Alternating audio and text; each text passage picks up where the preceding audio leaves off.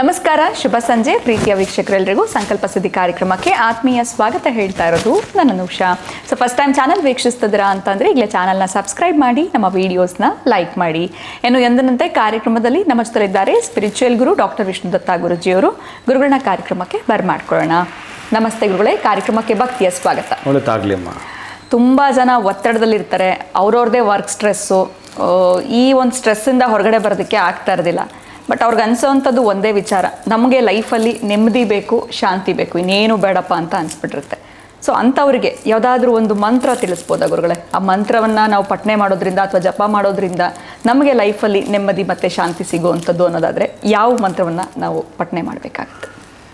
ಈಗಾಗಲೇ ಹೇಳಿದ್ದೀನಲ್ಲಮ್ಮ 1000. ಆದರೂ ಕೂಡ ಸ್ಟ್ರೆಸ್ಸು, ಒತ್ತಡ ಪ್ರತಿಯೊಬ್ಬರಿಗೂ ದಿನೇ ದಿನೇ ಜಾಸ್ತಿ ಆಗ್ತಾಯಿದೆ ಹೊರತು ಕಡಿಮೆ ಅಂತೂ ಆಗ್ತಾಯಿಲ್ಲ ಗುರುಗಳೇ. ಮಕ್ಳಿಗೊಂದು ಸ್ಟ್ರೆಸ್ಸು, ಮಿಡಲ್ ಏಜ್ ಅವ್ರಿಗೊಂದು ಸ್ಟ್ರೆಸ್ಸು, ಯಂಗ್ಸ್ಟರ್ಸ್ಗೊಂದು, ಎಲ್ಲ ಏಜ್ ಅವ್ರ ಕ್ಯಾಟಗರಿಗೂ ಇದ್ದೇ ಇದೆ ಸ್ಟ್ರೆಸ್ಸು. ಓಂ ವಿಶ್ವಸ್ಮೈ ನಮಃ. ಪ್ರೀತಿಯ ಬಂಧುಗಳೇ, ಶಾಂತಿ ಬೇಕು ಅಂದರೆ ಏನು ಮಾಡೋದು? ನೀವು ಕೇಳಿದ ಮಂತ್ರ. ಹಾಂ, ಮಂತ್ರಕ್ಕೆ ಕೆಲವು ಮಾವಿನಕಾಯಿ ಉದುರಲ್ಲ, ಕೆಲವು ಉದುರ್ತವೆ. 100ಕ್ಕೆ 100 ಅವ್ರು ಹೇಳೋ ಮಂತ್ರ ಸಿದ್ಧಿ ಆಗಿದ್ರೆ ಉದುರ್ತವೆ, ಅದು ಸತ್ಯ. ಮಂತ್ರಕ್ಕೆ ಅಷ್ಟು ಶಕ್ತಿ ಅನ್ನೋದು ಸತ್ಯ. ಬಟ್ ನೀವು ನೆಮ್ಮದಿ ಅಥವಾ ಶಾಂತಿ ಕೇಳ್ತಾ ಇದ್ದೀರಿ. ಹೌದು.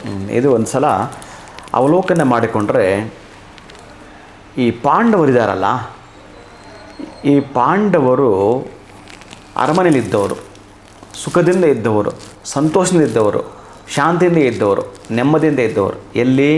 ಅವರದೇ ಆಗಿರತಕ್ಕಂಥ ಅರಮನೆಯಲ್ಲಿದ್ದಾಗ ಕಾರಣಾಂತರದಿಂದ ವಿಧಿ ಬರೆದ ಹಾಗೆ ಅವರು ಕಾಡಲ್ಲಿರಬೇಕಾಯಿತು, ಅರಣ್ಯವಾಸ ಮಾಡಬೇಕಾಯಿತು. ಆ ಅರಣ್ಯವಾಸ ಮಾಡುವಾಗ ನೀವು ಶಾಂತಿ ಅಂತ ಕೇಳ್ತಾ ಇದ್ದೀನಿ. ಆತ ಎಷ್ಟು ನೊಂದು ಇದನ್ನು ಕೇಳೋದನ್ನ ಗೊತ್ತಿಲ್ಲ, ಎಷ್ಟು ನೊಂದ್ಕೊಂಡು ಕೇಳೋದನ್ನ ಗೊತ್ತಿಲ್ಲ. ಕೃಷ್ಣ ಇವ್ರು ನೋಡ್ಬೇಕಂತ ಬಂದಿರ್ತಾನೆ ಆ ಅರಣ್ಯಕ್ಕೆ. ಎಲ್ಲ ಕ್ಷೇಮ ಸಮಾಚಾರ ಎಲ್ಲ ಆಯಿತು, ಮಾತಾಡ್ಕೊಂಡ್ರು. ಸರಿ, ನಾನು ಹೋಗಿ ಬರ್ತೀನಿ ಅಂತೇಳಿ ಊಟೋಪಚಾರ ಎಲ್ಲ ಆದಮೇಲೆ ಕೃಷ್ಣ ನಾನು ಹೋಗಿ ಬರ್ತೀನಿ ಅಂತೇಳಿ ದ್ವಾರಕೆಗೆ ಹೊರಡಲಿಕ್ಕೆ ಸಿದ್ಧನಾಗ್ತಾನೆ. ಅವನ ದ್ವಾರಕೆಗೆ ಹೊರಡಲಿಕ್ಕೆ ಸಿದ್ಧನಾದಾಗ ಧರ್ಮರಾಯ ಕೇಳ್ತಾನೆ, ಕೃಷ್ಣ ನಂದೊಂದು ಕೋರಿಕೆ ಇದೆ, ನಂದೊಂದು ಹರಕೆ ಇದೆ ನಿನ್ನಲ್ಲಿ ಕೃಷ್ಣ.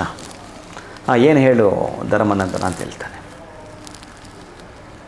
ಆಗ ಧರ್ಮರಾಯ, ಸ್ವಾಮಿ ನನಗೆ ಶಾಂತಿ ಬೇಕು, ನನಗೇನಾದರೂ ಒಂದು ಮಂತ್ರ ಇದ್ದರೆ ದಯವಿಟ್ಟು ಹೇಳು, ನೀವು ಕೇಳಿದಾಗೆ ನನಗೊಂದು ಮಂತ್ರ ಇದ್ದರೆ ದಯವಿಟ್ಟು ಹೇಳು ಅಂತೇಳಿ ಕೃಷ್ಣನನ್ನು ಕುರಿತು ಅವನ ಯಾಕೆಂದರೆ ಪಾಪ ಅವನಿರೋದು ಕಾಡಲ್ಲಿ ಸುಖ ಸೌಖ್ಯದಿಂದ ಇದ್ದವನು, ನೆಮ್ಮದಿಯಿಂದ ಇದ್ದವನು. ಮನಸ್ಸು ತುಂಬ ನೊಂದಾಗ ಮನಸ್ಸು ಅಶಾಂತಿ ಆಗತ್ತೆ, ಶಾಂತಿ ಇರಲ್ಲ ಅವಾಗ. ಭಾಳ ನೊಂದುಕೊಂಡು ಪಾಪ ಆ ಮನಸ್ಸಿಂದ ಕೇಳಿದ ಕೃಷ್ಣ ಅಯ್ಯೋ ಅನಿಸ್ಬಿಡ್ತು. ಅಯ್ಯೋ ಅನ್ನಿಸಿದಾಗ, ಆದರೂ ಕೂಡ ಇಲ್ಲಿ ಕರ್ಮದ ಲೇಪನ ಇದೆಯಲ್ಲ, ನಾನು ಭಗವಂತನಾಗಿದ್ದರೂ ಅದನ್ನು ಮಾರ್ಪಾಟು ಮಾಡೋ ಹಾಗಿಲ್ಲ, ಅದೇನಿದೆ ಅದು ರೂಲ್, ಅದು ಅದ್ರ ಪ್ರಕಾರ ಅನುಭವಿಸ್ತಿದ್ದಾನೆ. ಸರಿ ಅಂತೇಳಿ 1 ನಿಮಿಷ ಇದು ತೊಗೊಂಬ ಅಂತ ಹೇಳ್ತಾನೆ, ಒಂದು ಪೆನ್ನು. ಆವತ್ತಿನ ಕಾಲಕ್ಕೆ ಪುಸ್ತಕ ಎಲ್ಲ ಇಲ್ಲ ಬಿಡಿ, ದ್ವಾಪರ ಯುಗದಲ್ಲಿ ತಾಳೆಗೆರೆ ತರಿಸ್ಬಿಟ್ಟು ಕೃಷ್ಣ ಕೆಲವೊಂದು ಅಕ್ಷರಗಳು ಬರೀತಾನೆ.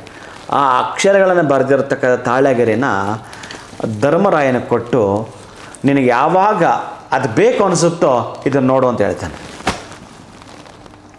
ನಿನಗೆ ಯಾವಾಗ ಅದು ಬೇಕು ಅನಿಸುತ್ತೋ ಇದನ್ನು ನೋಡು ಅಂತೇಳಿ ಕೊಟ್ಟು ಹೋಗ್ತಾನೆ. ಪ್ರೀತಿ ಬಂಧುಗಳೇ, ಆ ಅಕ್ಷರಗಳು ಏನು ಬರೆದಿರ್ಬೋದು ಕೃಷ್ಣ, ಅದನ್ನು ನೀವು ಕಾಮೆಂಟಲ್ಲಿ ಹಾಕಿ ಅವರಿಗೆ ಬಹುಮಾನ ವಿತ್ ಅವರನ್ನು ಕರೆದು ಅವ್ರಿಗೊಂದು ಅವರದೇ ಆಗಿರೋಂಥ ಒಂದು ಜಾತಕವನ್ನು ಗಮನಿಸೋಣ.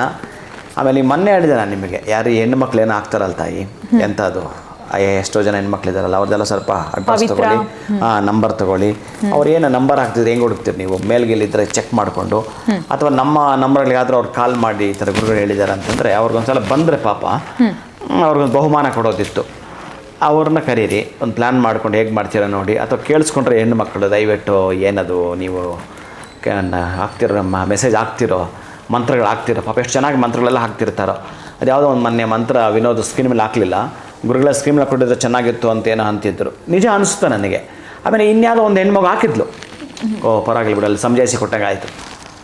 ನಮ್ಮದು ಹೇಗಿರ್ತವೆ ಅಂತಂದರೆ ಹೀಗೇ ಇರ್ತವೆ, ಬೇರೆ ಇನ್ನೇನೋ ಮಾಡ್ಲಿಕ್ಕೆ ಹೋಗಿರೋದಿಲ್ಲ, ಏನೇನೋ ಬೂಸ್ಟ್ ಮಾಡೋಕ್ಕೆಲ್ಲ ಹೋಗೋದಿಲ್ಲ. ಏನು ಸಹಜವಾಗಿರ್ತವೋ ಅದು ಅವರಿಗೆ ಕಣ್ಣು ಕಂದಾಗ ಅದು ಏನು ಹೇಳ್ತಾರಲ್ಲ ಆರ್ಗ್ಯಾನಿಕ್ ಫುಡ್ಡು. ನಮ್ಮದು ಆರ್ಗ್ಯಾನಿಕ್ ಚಾನಲ್ ಅಷ್ಟೇ. ನಿಮ್ಗೇನು ಸಿಗುತ್ತೆ ಅಂದರೆ ಟೋಟಲ್ ಆರ್ಗ್ಯಾನಿಕ್, ಆರೋಗ್ಯಕರವಾಗಿರತಕ್ಕಂಥದ್ದೇ ಹೆಲ್ತ್ ಆ್ಯಂಡ್ ವೆಲ್ತನ್ನು ಪಡ್ಕೊಳ್ಳಲಿಕ್ಕೆ ಇರುವಂಥ ಚಾನಲ್ ಇದು. ಅದಕ್ಕಾಗಿ ಏನೋ ಹೇಳಿದ ಎಲ್ಲಿಗೆ ಹೊರಟೋಯ್ತೀರಮ್ಮ ಶಾಂತಿ ಅನ್ನೋದನ್ನು. ಅದಕ್ಕಾಗಿ ಆ ಹೆಣ್ಮಕ್ಳ ನಂಬರ್ ತೊಗೊಂಡು ಒಂದು.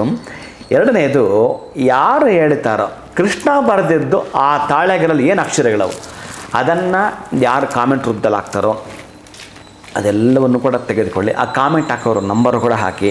ಯಾಕಂದರೆ ಯಾರನ್ನು ಇಲ್ಲಿ ಬಹುಶಃ ಗಮನಿಸಿದರೆ ಮಹಾಭಾರತ ಒಂದಷ್ಟು ಜನ ಓದಿಯವರು ಇದ್ದರೆ ಅವ್ರಿಗೆ ಅದು ಅರ್ಥ ಆಗಿರುತ್ತೆ. ಅದಕ್ಕಾಗಿ ಆ ಅಕ್ಷರಗಳಾದರೂ ಏನು ಅನ್ನೋದನ್ನು ಕಾಮೆಂಟ್ ರೂಪದಲ್ಲಿ ಹಾಕಿ, ಜೊತೆಗೆ ನಿಮ್ಮ ನಂಬರನ್ನು ತಗೊಂಡು ನೀವು ಅವ್ರ ಹತ್ರ ಮಾತಾಡೋ ಪ್ರಯತ್ನವನ್ನು ಕೂಡ ಮಾಡಿ ಅವರಿಗೆ ಬಹುಮಾನ ವಿತ್ ಅವರದೊಂದು ಜಾತಕ ವಿಶ್ಲೇಷಣೆ ಕೂಡ ನಾವು ಖುಷಿಯಿಂದ ಅವ್ರನ್ನ ಕೂರಿಸ್ಕೊಂಡೇ ಮಾಡೋಣ ಅನ್ನೋದನ್ನು ಈ ಸಂದರ್ಭದಲ್ಲಿ ಹೇಳ್ತೀನಿ. ಯಾಕಂದರೆ ಶಾಂತಿಗಾಗಿ ಧರ್ಮರಾಯ ಕೇಳಿದಾಗ ಈ ಜಗತ್ತಿನ ಒಡೆಯ ಮಹಾನುಭಾವ ಭಗವಂತ ಶ್ರೀಕೃಷ್ಣನೇ ಬರೆದಿರುವ ಅಕ್ಷರಗಳಾದರೂ ಏನು ಅನ್ನೋದು ನಿಮಗೂ ತಿಳಿದಿರುತ್ತೆ ನನ್ನ ಪ್ರೀತಿಯ ಬಂಧುಗಳೇ. ಒಟ್ಟಾರೆ ಶಾಂತಿ ಅನ್ನೋ ಮೆಸೇಜ್ಗೆ ನನ್ನ ಬಾಯಿಂದ ಕೃಷ್ಣನ ನಾಮ ಮತ್ತು ಮಹಾನುಭಾವನಾಗಿರತಕ್ಕಂಥ ಎಷ್ಟು ಚೆನ್ನಾಗಿ ರಾಜ್ಯಭಾರ ಮಾಡಿದ ಅಂತಂದರೆ ಪಂಚ ಪಾಂಡವರಲ್ಲಿ ಎಷ್ಟು ಅಣ್ಣ ತಮ್ಮಂದರಲ್ಲಿ ಅವಿನಾಭಾವ ಆನಂದ ಸಂಬಂಧ ಇತ್ತು ಅಂತಂದರೆ ಅಷ್ಟು ಅದ್ಭುತ ಇತ್ತು. ಆಮೇಲೆ ಕೃಷ್ಣನ ಶರೀರ ಬಿದ್ದು ಕೂಡಲೇ ನಾನು ಇರಲ್ಲ ಅಂತೇಳಿ ಧರ್ಮರಾಯ ಹೊರಟ, ಆತನಿಂದ ಭೀಮ, ಅರ್ಜುನ, ನಕುಲ, ಸಹದೇವ ಒಬ್ಬೊಬ್ಬರಾಗಿ ಹೊರಟರು. ಕೃಷ್ಣ ಯಾವಾಗ ಬಿದ್ದನೋ ಆಗ ಕೃಷ್ಣ ಬೀಳಕ್ಕೆ ಕಾಯ್ತಿದ್ದ, ಇವರು ಒಬ್ಬೊಬ್ಬರಾಗಿ ಬಿದ್ದರು.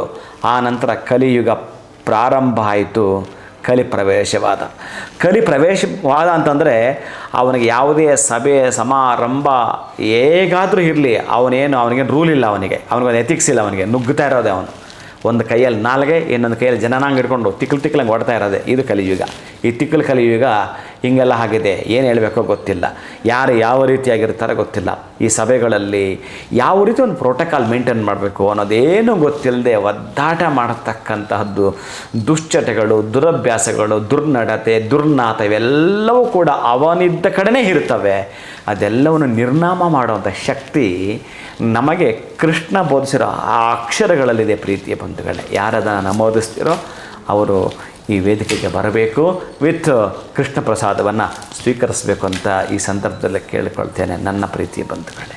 ಖಂಡಿತ ಗುರುಗಳು, ಎಲ್ಲೋ ಒಂದು ಕಡೆ ಅವರಿಗೆ ಒಂದು ಟಾಸ್ಕ್ ಕೊಟ್ಟಂಗೆ ಆಯಿತು. ಸೊ ಇದು ಯಾರಿಗಾದ್ರೂ ಗೊತ್ತಾಯ್ತು ಅಂತಂದರೆ ಅವರಂತೂ ಅದು ನಿಮಗೆ ಸಲ್ಲಬೇಕು ತಾಯಿ. ಯಾಕೆ ಗೊತ್ತಾ, ನೀವು ಕೇಳ್ತೀರಾ ನೋಡಿ, ಇಲ್ಲ ನನಗೆ ಅವನೇನು ಬರಲ್ಲ, ನೀವು ಕೇಳಿದ ಪ್ರಶ್ನೆಗೆ ಬಹುಶಃ ಅವ್ರಿಗೂ ನಿಮಗೂ ಇಬ್ಬರಿಗೂ ಸೇರಬೇಕಿತ್ತು. ಖಂಡಿತ ಗುರುಗಳೇ, ಧನ್ಯವಾದಗಳು, ನಮಸ್ಕಾರ. ಹರೇ ಶ್ರೀನಿವಾಸ.